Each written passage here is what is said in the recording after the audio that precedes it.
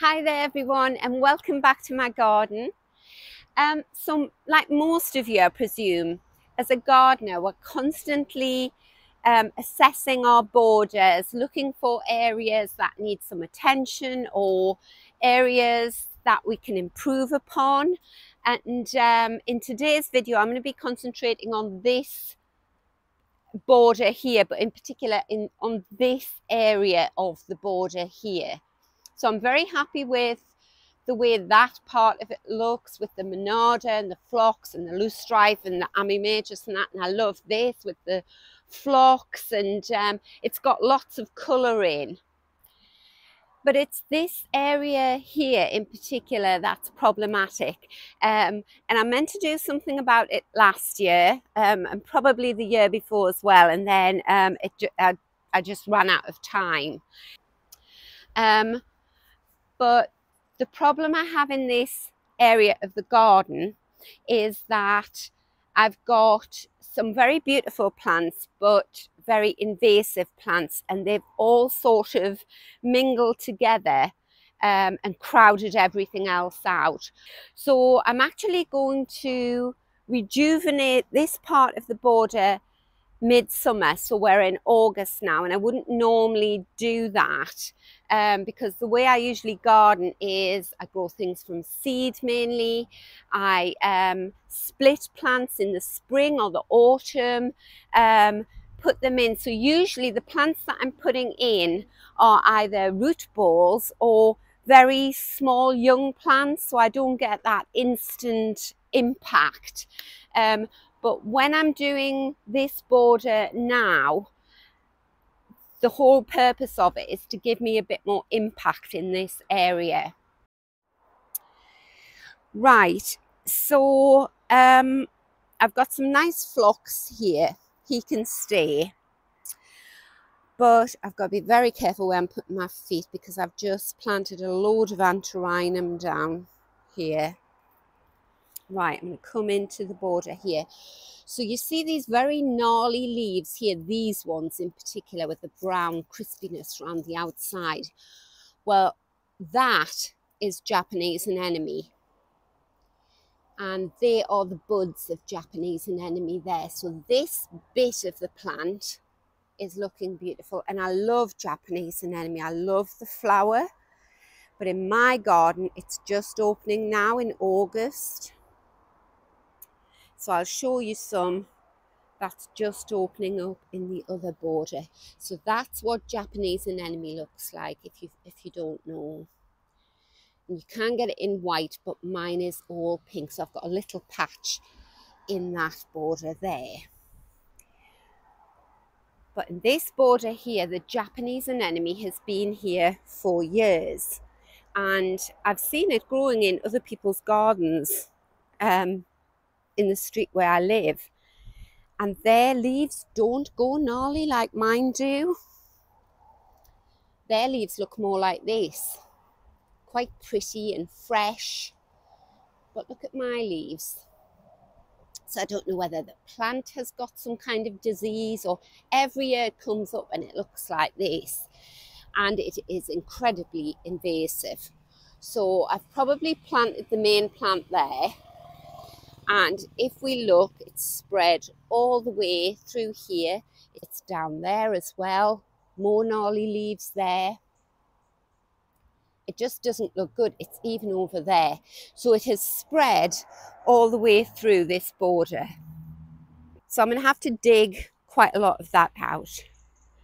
The other plant that I absolutely love, but whose leaves, I don't know whether it's the same in your garden, but in my garden, the leaves look just like weeds, is this plant here. And this is a Persicaria bastata. Beautiful little sort of pink rabbit tail-like flower. It's gorgeous, and I wouldn't be without it. But you can see, so when the leaves are fresh, if they just stayed like that, I would be kind of happy. But they don't. They go gnarly like that. And it has spread all the way through the border. So it's down here.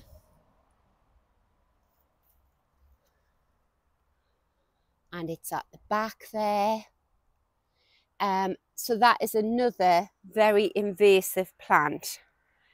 So what I'm thinking with that one is I'm going to dig it all out and I'm going to grow it in 2 or 3 tubs. And then next spring, because this is a spring flowering plant, next spring, I'm just going to put the tubs of Bistota into the border and you'll never even know they're in tubs.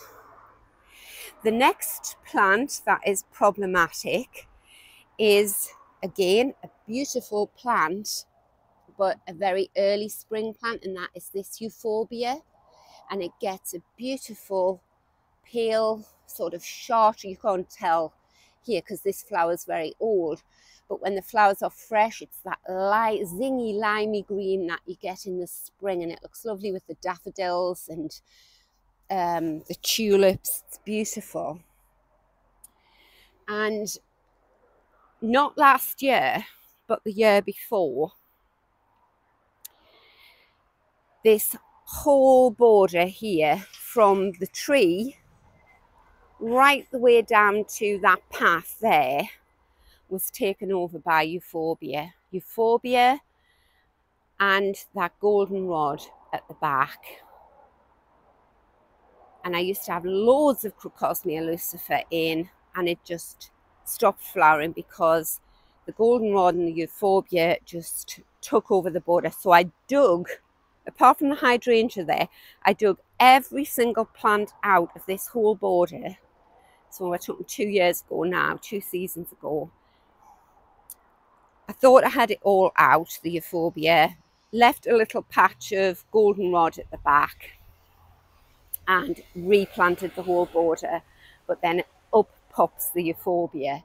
So I think it's going to be like ivy. I think it's always going to rear its head, and I'm very grateful for it in the spring, but I'm going to have to like thin it out, because again it's sort of creeping back into the border there. And if I just leave it, by next year it will have doubled its size. So that's another plant that needs to be taken out. I've already mentioned the goldenrod. That is very invasive, but at least it's nice and tall and you can sort of see where it's popping up and just pull out the bits you don't want. So this yellow flower here is loosestrife, and again, beautiful, beautiful plant. I'll show you some loosestrife in my garden, and every year it comes up, and every year when it's finished flowering I have to dig some of it out. I hope you can see the sun. The early morning sun is so bright. So I'll come down the garden and show you. So I've got big patches in this border, big patches in that border, and without that loosestrife in the garden wouldn't be half as colourful. So I do love it. It's just that you add the loosestrife to the euphorbia, to the persicaria, to the Japanese anemone, all in one small area, and this is what I've got, a big patch of green. And it wouldn't be so bad if they all flowered at different times, but the persicaria has finished flowering now for the rest of the year.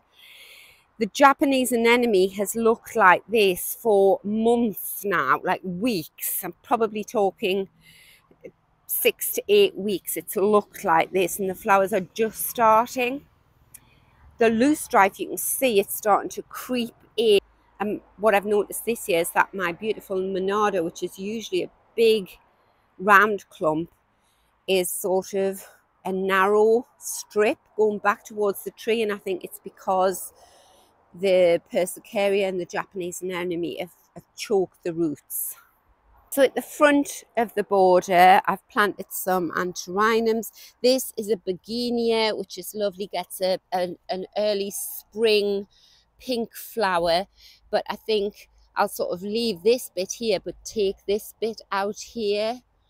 Everything along the front is fine, and that is my beautiful rose called Rachel, after my daughter, so he can stay. The front of the border can stay, this phlox can stay, but I'm going to dig out this whole area here, leave maybe 1 or 2 patches of the Japanese anemone, dig everything else out, dig the persicaria out, and then we'll go from there. So as I was saying earlier, I don't normally buy sort of ready to go plants, specimen plants. But what I want is, I want sort of instant impact here in this border. So I have bought this beautiful Rebecca. Now it says on the label that, where's the label? It says on the label that this is Rebecca Sanbeckia, but the picture on the label doesn't look like the flower there. And the reason I've chosen this flower is it's unusual in that it's got this green centre, whereas I'm used to the sort of Rebecca Black-Eyed Susan, which is beautiful but has a big black dome. This Gora, which is ironic because I've grown loads of Gora from seed, but mine are obviously tiny this year. And then to introduce some red, I've bought this Lobelia Starship Burgundy, and I got him half price, and he grows 60 centimeters tall. And the reason I bought these 3 plants is with a sort of mind to next year as well as this year. So I've got the white phlox here. I'm just going to concentrate on the perennials here, not the white amimajus here. So the white phlox, and then I've got yellow loosestrife, and then I've got the pinkish red monarda. So I want to replicate that look down the border, and also introduce some plants, some new plants into the garden mix. So what I thought is, if I have a beautiful yellow Rebecca there with that lovely flower, and then a pop of red here with the lobelia, nice tall red there, and then put the Gora here, it will repeat that colour throughout. So white, yellow, red, white, yellow, red. And then I've got the white daisies, the yellow flower at the back, and the red Cocosmia lucifer there. And I think it'll be nice because, as well as introducing new plants into the garden, all of the petals are different shapes. So you can see the sort of fuzziness of the monarda head there. Contrast that with the Rebecca, and then I don't even know what the lobelia flower is going to be like, and the Gora is going to be very floaty and wispy, so I think it's going to look lovely. Right, so I shall get cracking. Right, so as I always do, I'm going to work from the front of the border to the back, rather than start at the back and trample on stuff that I want to keep at the front. So the first thing I want to take out is, I've got persicaria here growing in amongst begonia. So I want that out. So I'm going to use a fork first and see how we get on with that.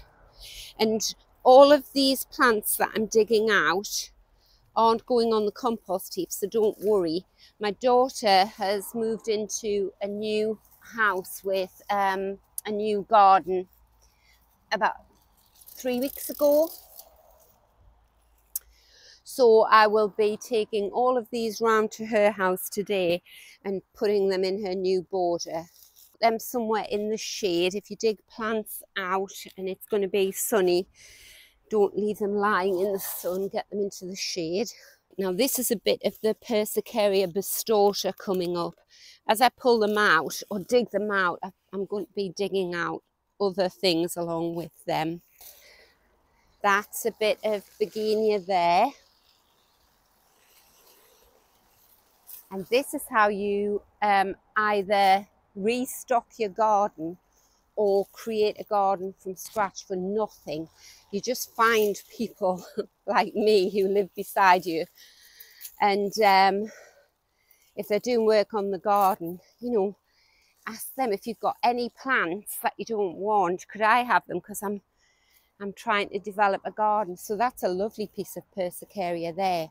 Now with this bit, I'm going to take the begonia off, and that is a perfect size to go into a pot, and I will keep that bit, and then I'll just stick the pot in the border next year.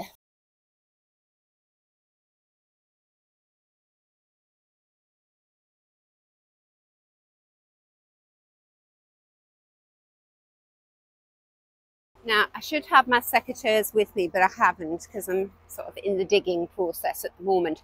But unfortunately, when I put this loosestrife in Jessica's garden this year, I will have to cut all the stems off, and it probably won't grow back. I don't think loosestrife does grow back the same year.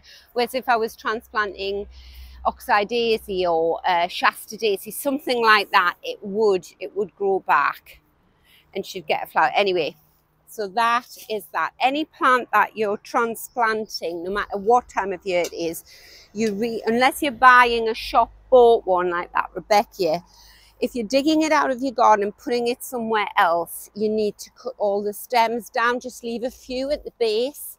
The roots are so congested. That's why it's hard to get these plants out. Right, so here I've got another lump of begonia. So I've got persicaria at the front there. That is begonia, and that is Japanese anemone. So I'll take the begonia out. And this is just what you have to do. There's a clump of persicaria. That's Linaria. So that can go in our garden. And loosestrife.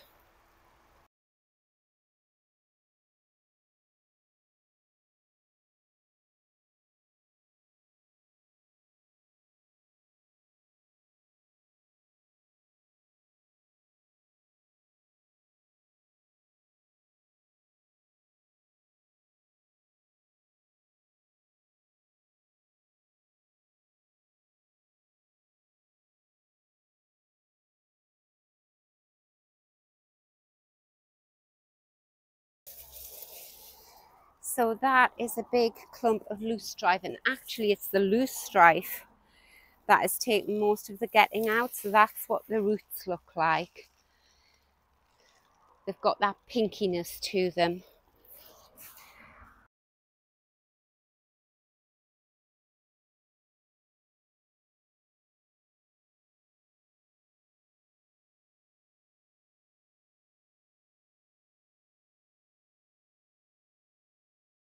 Right, now I'll show you this plant here with this frothy bit on the top, very tall. That is a goldenrod. That is also very invasive, but I quite like it. It gives a nice pop of colour. So I've got a nice clump of it there, and that's what I'm trying to do. Keep it in clumps. So this bit here I can pull out.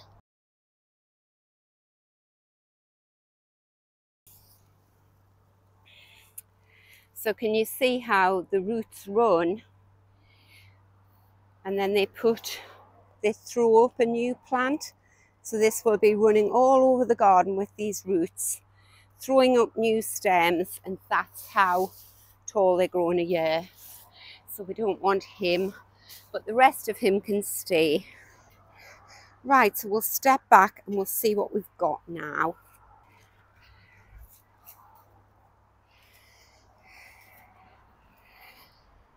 Okay, so this is the carnage. So I'm going to clear all this up, pot up what I want to keep, and take what I want round to Jessica's and get that straight in her garden. Right, so what I'm going to do now, but I'll not do it on camera because it'll be incredibly boring. I'm going to turn over this area, because I know that whatever roots I come across, like this one, will be from those invasive plants.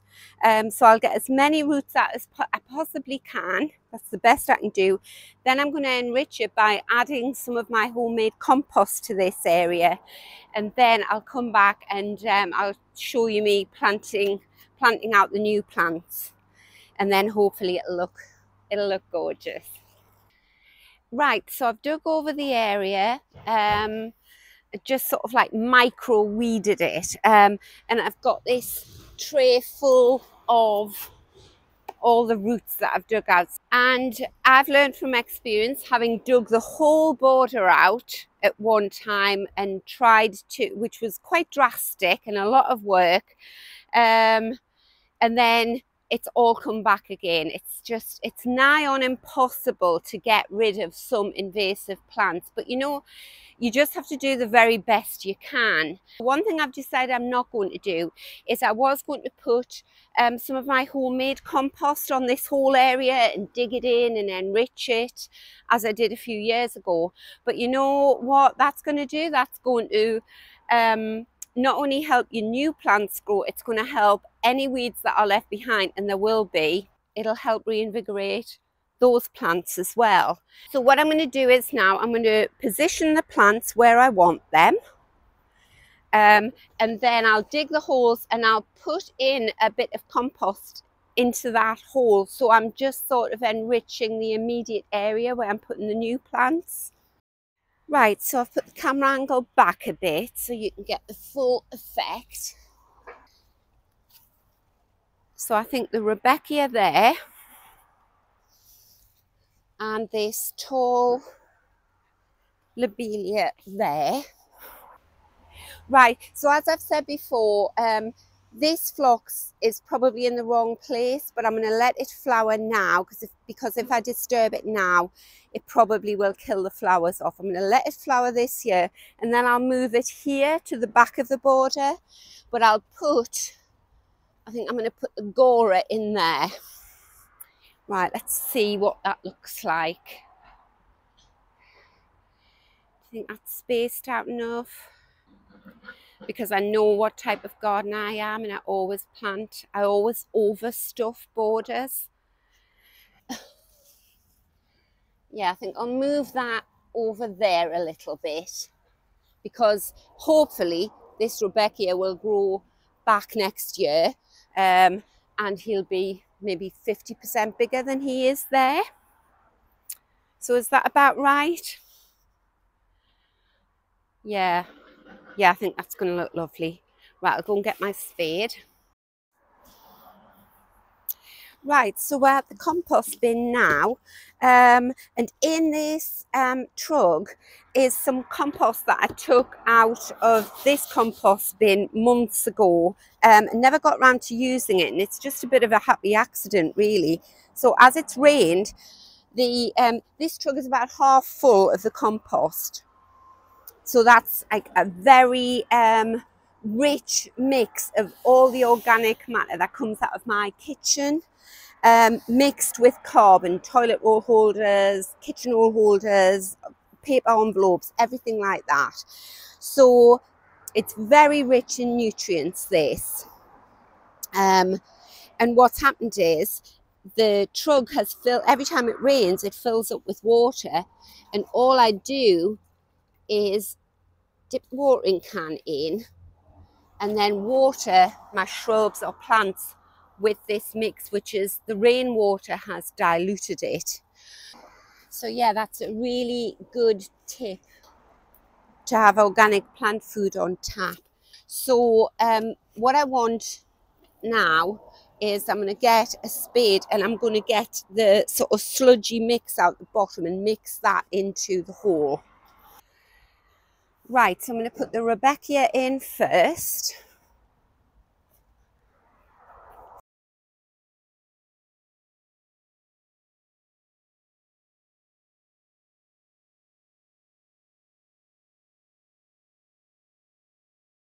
Right, so I'm going to pour this sludge in there,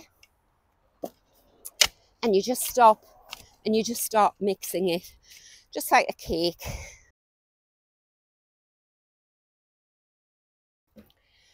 Right, support the plant and tip it out.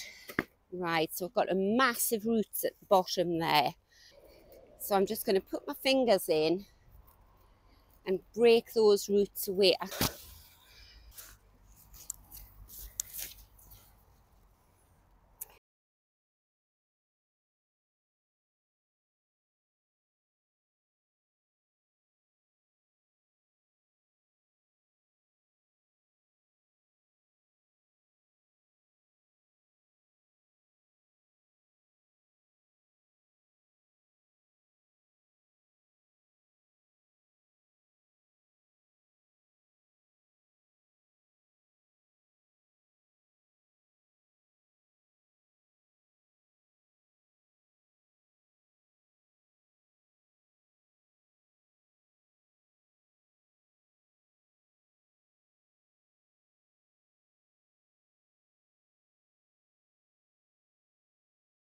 So there we go. That's how I have sort of rejuvenated this border midsummer.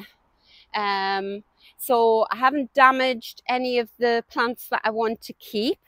And you'll also notice that I've popped in this tub of a very deep sort of purpley red hydrangea there. And I'm putting it there just until the lobelia finds its feet, grows up and gives me that splash of red to sort of mirror the red of the monarda there, just for probably a couple of weeks.